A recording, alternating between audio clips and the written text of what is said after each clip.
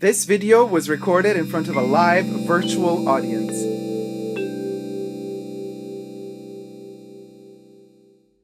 Hi everybody, Dacob here. Welcome back to the Fragrant Bunker. Today we're going to be talking my top 10 perfumes for spring. Spring 2022 in particular. It's a weird year, but it's here. Subscribe to my channel if you haven't already. Thumb up this video. You can also join me on Patreon, superdacob, all spelled together, for extra perks. Thank you to all my patrons who have already pledged. I am live streaming this video. I live stream every Saturday on my main superdacob channel. Everybody's invited to join the live stream where all of these videos get pre-recorded. Then I subsequently post on my channel. So hi guys in the live chats. Blonde and Chatty says, "Gutted, I missed Dacob. Wish me a happy birthday." As was Fab, it coincided with a live stream. Blonde and Chatty, happy birthday, my dear. Here you have another birthday during a perfume review, nonetheless. So listen, well, it's not a review. It's actually kind of an overview, right? Let's jump straight into it. Top 10 perfumes for spring. Now, obviously, 2022. We have to initiate with the biggest one of all of them, because number 22 is celebrating its 100th birthday this year. So obviously number 22 would be listed. This is a little bit older, an older eau de toilette batch, but in my list is the eau de parfum as well as the pure perfume, the extrait. All three concentrations are amazing. The eau de toilette is no longer in production. They do turn dark with time. It's the vanilla in here that kind of makes them turn this ambery color. Oh my gosh, what a wonder of a fragrance this is. Now listen, this is where it's at, the 22. Even in the eau de parfum form, aged like fine wine, says Prof. Melvin. Right. So obviously this is a beautiful spring fragrance. It is also a beautiful summer fragrance. I even enjoyed it in winter and in autumn. I mean, this is just an all year round gorgeous, gorgeous perfume. This fragrance obviously requires a little bit of a notion of history, more so than number 5, which was also released in the 20s. This one feels like it has more of a 20s context to it. And then if you get into 20s literature, into 20s painting and art, you're going to see what I mean. This thing smells of that time, literally. So it is a really, really magical perfume. Just gorgeous. So number 22, happy birthday, happy 100th birthday. The second one for spring, I adore, is Gaultier Classiques, the eau de toilette. You know, the OG. I mean, of course, we had the extrait first and foremost. Extrait is also on my list. Eau de toilette and the extrait. Also, this one has quite a bit of vanilla, and it tends to get darker with time, you see. It's a bit lighter when you first buy it, but it gets darker with time. I love the little makeup-y, powdery note mixed with a bit of ginger, and that vanilla in here is just amazing. Live in Ferret. Let me just, you know what, this one, just to freshen up, this is a very fresh fragrance. Obviously it's been reformulated, but you know what, it's still as gorgeous as ever. I love Gaultier's Classique. You know, the first version, the eau de toilette. If you can get your hands on a now discontinued pure perfume, more power to you. I have that one as well, but I'm feeling more fresher vibes with the eau de toilette. Now, the next one, of course, how can you not live? How can you live without Pour Monsieur eau de toilette? You can't. Pour Monsieur eau de toilette is the way to go. Would go. Now this one is almost empty. It's 100 ml.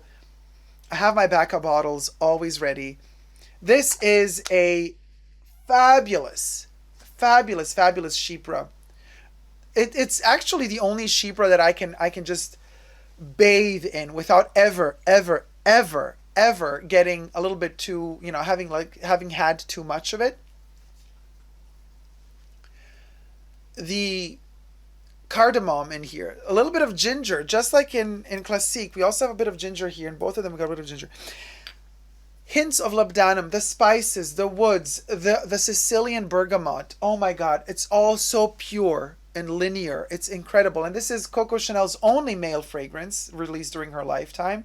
And she said, it's the counterpart to Chanel No. 5. And once she released this, she never wanted to make another one. She's like, you know what? There's no need to do another perfume. This is just the best. And it really is. In spring, it brings the hope for better times. It brings the hope for growth and prosperity. But it's also clean, but sober and somber as well. It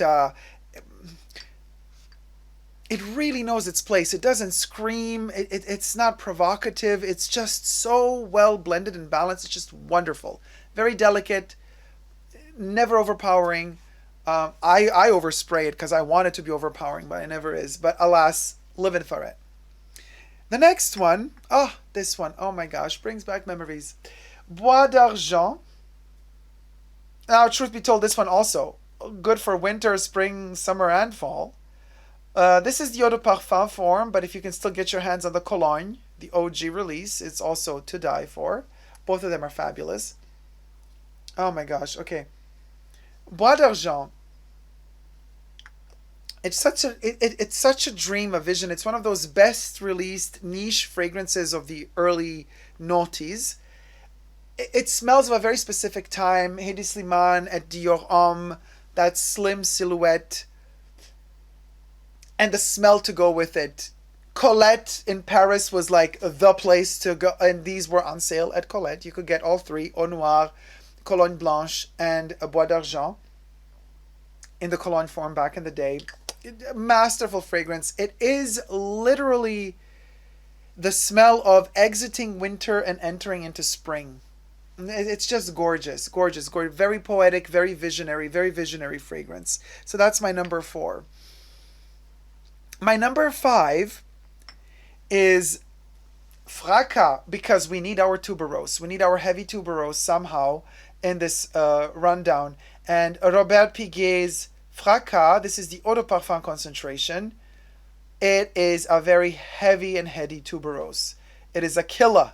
It's a killer. You should check out the review of this one on my channel.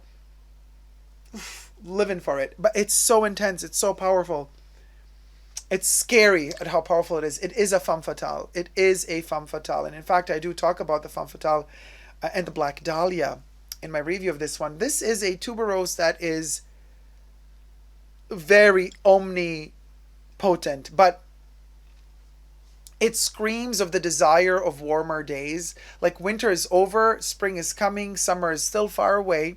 Not too far away, but it's far away, at least for the northern hemisphere. And this one kind of yells into your face, like it's giving you that last version of warmth that a floral can deliver. In this case, this tuberose delivers a specific type of... Usually florals are not that warm. They have a cool side to them.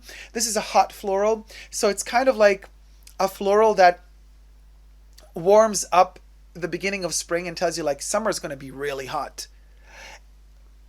This one is hinting at that. And it is one to use on those days when you start realizing, oh, the days are getting longer. The days are getting longer.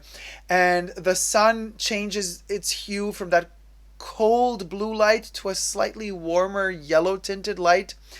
And those prolonged nights, or those prolonged evenings where the light is there for a longer period of time, and slowly and shyly the green starts poking out of the trees and stuff like that. The chlorophyll slowly starts kicking in. That's when Fracas kicks in and is like telling you, yeah, life is about to begin, but it's a killer. That's Fracas for you.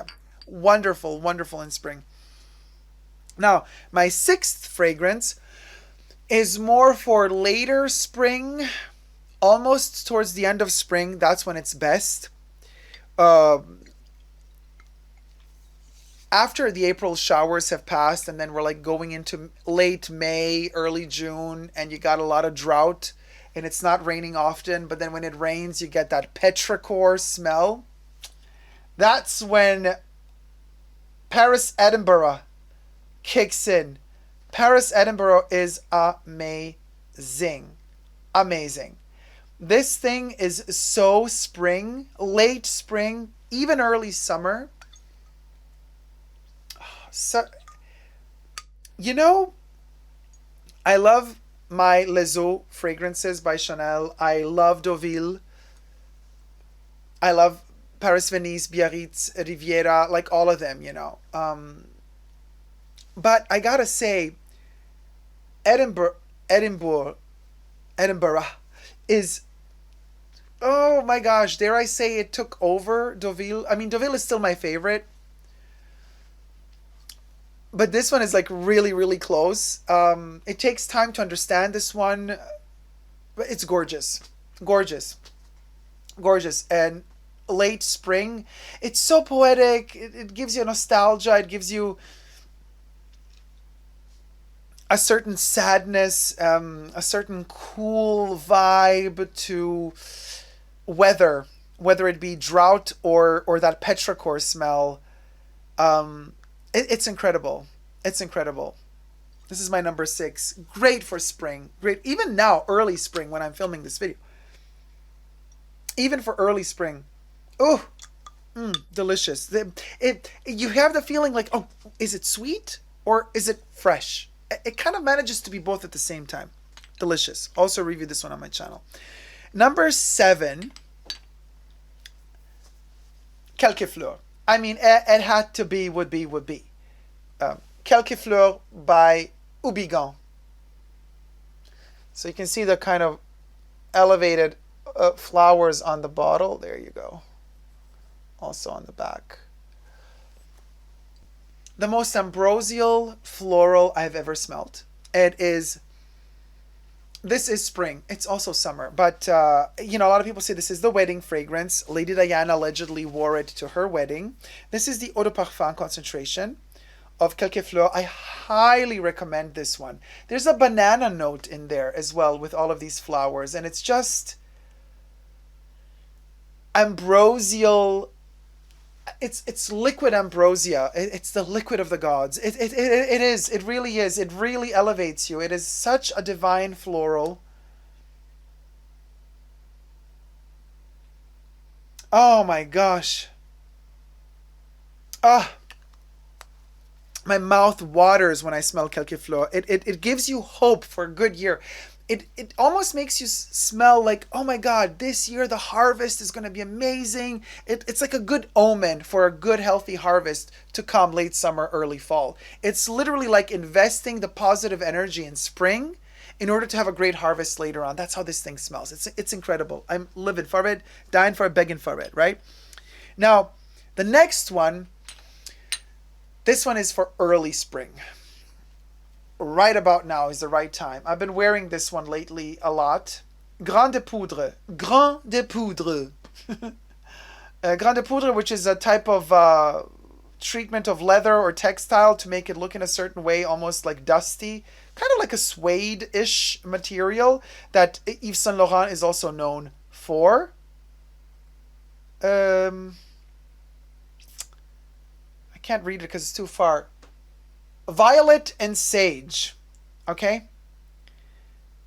Now, and musk. Oh, hold on. I'm zoomed in now. There you go. You see it says the accord is violet and sage. And musk. And there's that artificial musk that L'Oreal uses, which, you know, it's a niche fragrance.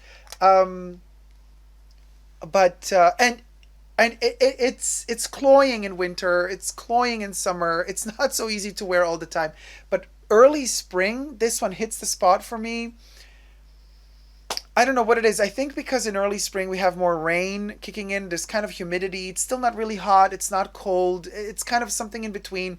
So if the days are a little bit too cold, this one warms them up just right. While in summer, when it's too hot, this thing heats you up even more, so it's kind of strange. And then in winter, it smells artificially warm, while I don't know, because it's too cold outside, so it kind of that cold outside enhances that artificiality in this thing, the synthetic musk, I believe. But in spring, when it's kind of not cold, not hot yet outside, this one kind of meets that balance of temperature. So it just warms up the days just right. And it is a gorgeous little, just a gorgeous little sage violet accord. The violet gives it that powderiness, that slight powderiness that it needs. And then the musk makes it wet, sexually wet, just a little bit. And this one smells very light, but interestingly enough, when you spray it on the skin, that musk in there, typical, typical Yves Saint Laurent. It sticks. It doesn't let you go. It sticks with you for a long, long, long, long, long time. So this thing lingers on the whole day. You think, oh, delicate little thing. Oh no, don't get fooled. This one sticks around. So Grande Poudre from La Collection Vestiaire something something, their exclusive collection from Yves Saint Laurent. And the 10th perfume, I mean, I'm such a sucker for it. It has to be Chanel number 5. And it is Chanel number 5 because, well, it was released in May of 1921. So obviously May isn't spring. This is a wonderful spring. I have the eau de parfum here. This is a 200 milliliter bottle. Look how well it's aging. Look how dark it's becoming. They're not this dark when you buy them. You know, they become this dark if you kind of leave them in the sun a little bit like I do. This is just my personal opinion. I'm not telling you to leave yours in the sun. I leave mine always in the open air. Chanel number 5, not other perfumes. Chanel number 5. The eau de parfum, not the pure perfume actually. The eau de parfum, I like to leave it in the sun because it ages so well. But I'm just showing you this bottle in particular because I was just like, oh, I love this huge, ginormous bottle. But I also use a lot the pure perfume in spring, and also a lot the eau de toilette, which I tend not to use too much in winter. The eau de toilette is more for spring and summer for me. But also I'm enjoying the eau de parfum so much right now. So, so, so much. As well as, of course, the pure perfume. I always have a little bottle, a little spray, 7.5 ml spray bottle with me everywhere I go. The refillable one, or the refill one, the rechargeable one, the rechargeable cartridge. So, CF number 5 for spring, groundbreaking. Well, technically, yeah, not really. And of course, it's to be expected from Dacob. You know, I live for my Chanel number 5. I mean, it's just like one of the best perfumes ever, ever. Jesus says, yesterday was Germaine Cellier's birthday, the woman who made Fracas. Oh, happy birthday, Germaine Cellier, who passed away, right? A long time ago.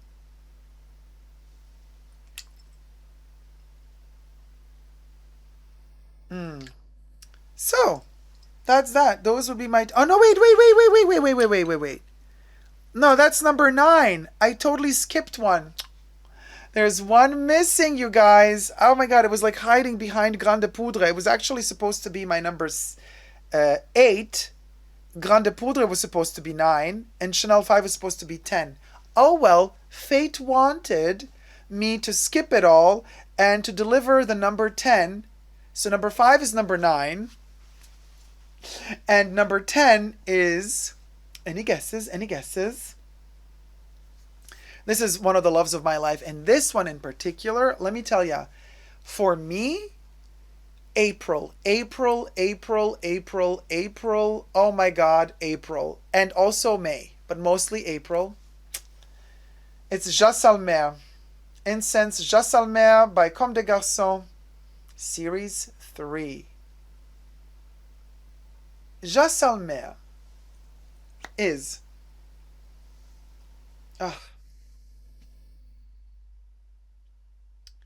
it also brings back a lot of memories to me. It's kind of more that youth vibe going on, spring, rediscovering emotions, feelings, love, butterflies in your stomach, butterflies everywhere. That's the smell of this thing. This thing is just made for life. The rebirth of life in spring. it's Jassalmer. It literally, literally, the hope that spring brings when the chlorophyll in the leaves is at its peak and you get that most pure green color of the leaves and there's just life in the air. That's Jassalmer. Oh, I got goosebumps. Oh, goosebumps. Oh my gosh, this thing. Wear it when the chlorophyll in the leaves is at its peak. When the green is just so intense, you feel like just looking at it, it feeds your eyes. You know what I'm talking about when the leaves on the trees and the plants turn that highest point of chlorophyll right before it reaches the peak and then it kind of starts slowly fading as summer, and then it goes into the yellows and the browns later on.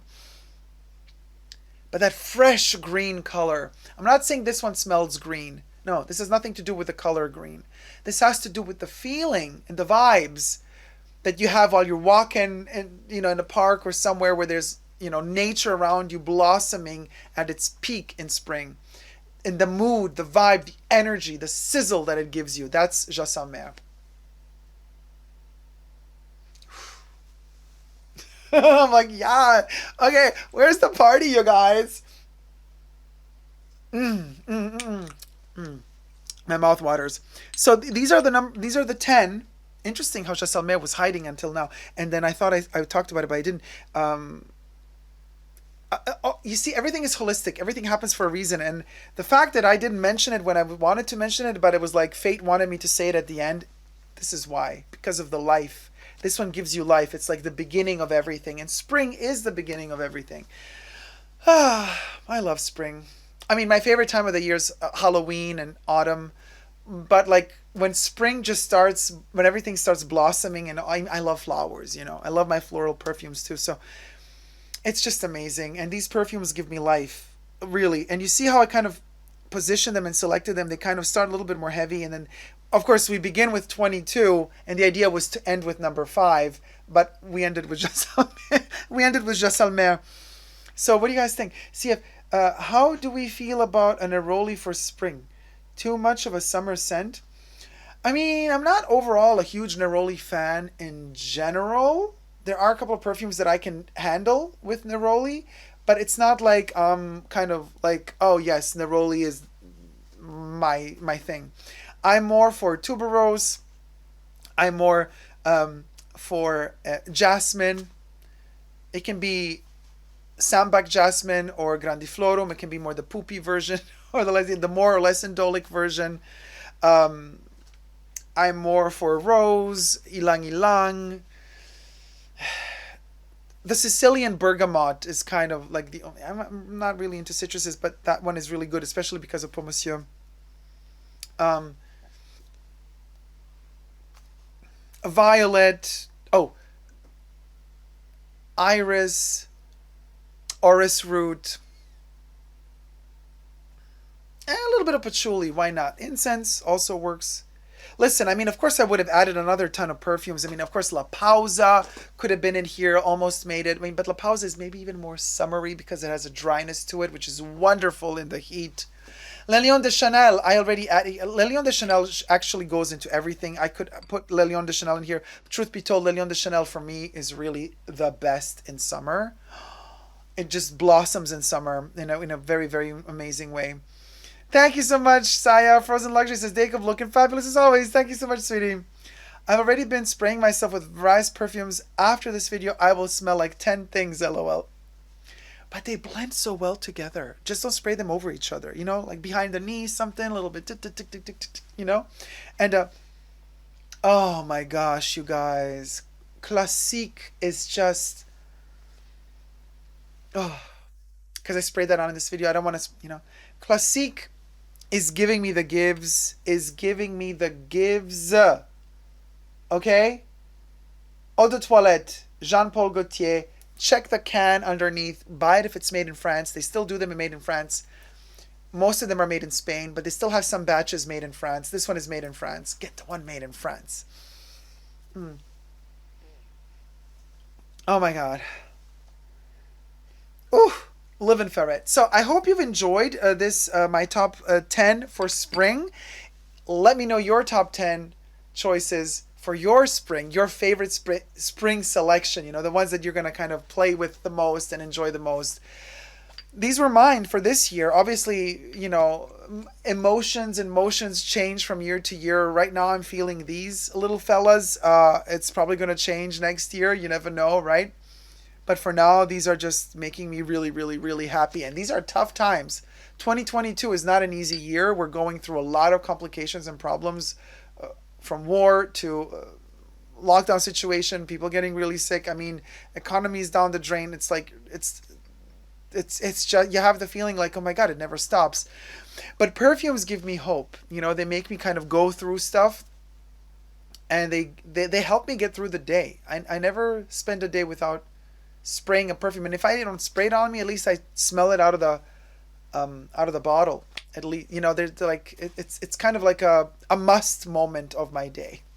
So thank you guys so much for watching. I hope you've liked this video. Thumb it up if you have. Subscribe to my channel.